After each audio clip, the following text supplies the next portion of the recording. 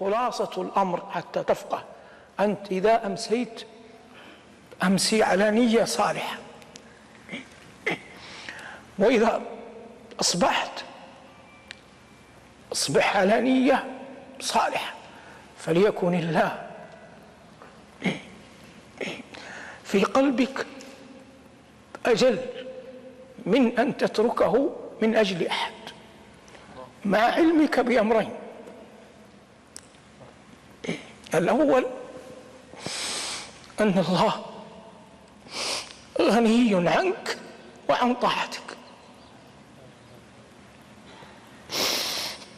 والأمر الآخر ينجم عنه أمران: الأول أنك تعلم أنك لن تطيعه إلا بفضله، ولن تحجم عن المعصية إلا بحوله، فهو الذي يعينك على أن تترك ما نهى عنه، ويعينك على أن تأتي ما أمرك به.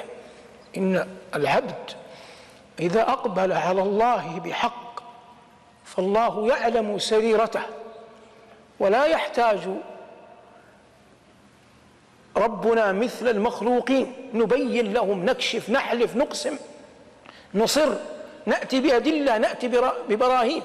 الله يقول: ألا يعلم من خلق وهو اللطيف الخبير.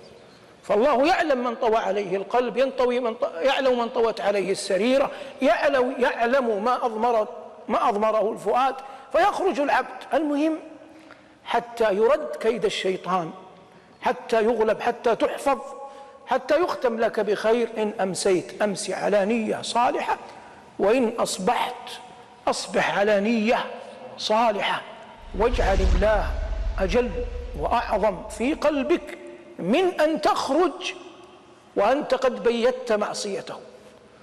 من يخرج أعوذ بالله وقد بيت أن يعصي الله، هل يأمن مثل هذا أن يميته الله على المعصية ويراه الخلق كلهم؟ قطعا لا يأمن. لكن ما الذي جعل هذا لا يقع في الناس إلا قليلا؟ حلم الله، لطفه، رحمته. وإلا لولا لطفه، لولا رحمته، لولا ستره، لولا عفوه، لولا مغفرته لهلك الخلق. والله يقول: لما ترك عليها من دابة، لكن لطفه وستره. ولهذا لما قرأ أحد الصالحين قول الله جل وعلا: يا أيها الإنسان ما غرك بربك الكريم، قال: إن سألني ربي ما غرك بربك الكريم أقول: غرتني ستورك المرخاة، أي ستر الله على العبد يغره، وستر الله رحمة.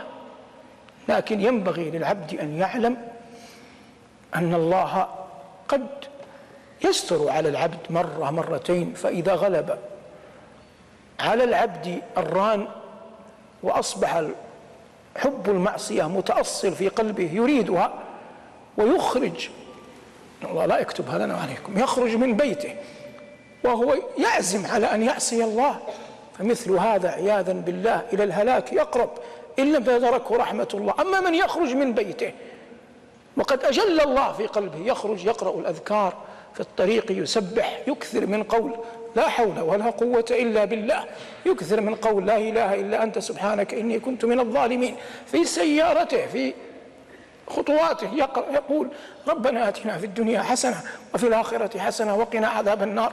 ومثال ذلك من الآيات، من الأذكار التي يظهر فيها العبد ضعفه، عجزه، انكساره، حبه لله، خوفه من الله، طمعه في رحمته، أمله في فضله.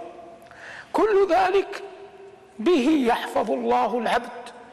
فإن دنت الشهوة، غلب الفجور، أقبل الصاحب، تزينت المعصية، جاء فضل الله، جاء رحمته، جاءت مغفرته، جاء حوله، جاء ستره، فتداركت العبد ونجته مما هو فيه. وتأمل قول الله عن يونس، قال: ولا تكن كصاحب الحوت إذ نادى وهو مكظوم، ثم قال: لولا أن تداركه نعمة من ربه. فيونس لم ينجو بفضل نفسه، لكن نجا بأن الله قال في حقه لولا أن تداركه نعمة من ربه. فالإنسان يخرج وهو يسأل الله أن تتداركه نعمة الله حتى لا يقع فيما حرمه الله، حتى لا يقع في الهلاك، لا يقع في الثبور. وهذا كله حول قول الله إن كيد الشيطان كان ضعيفا.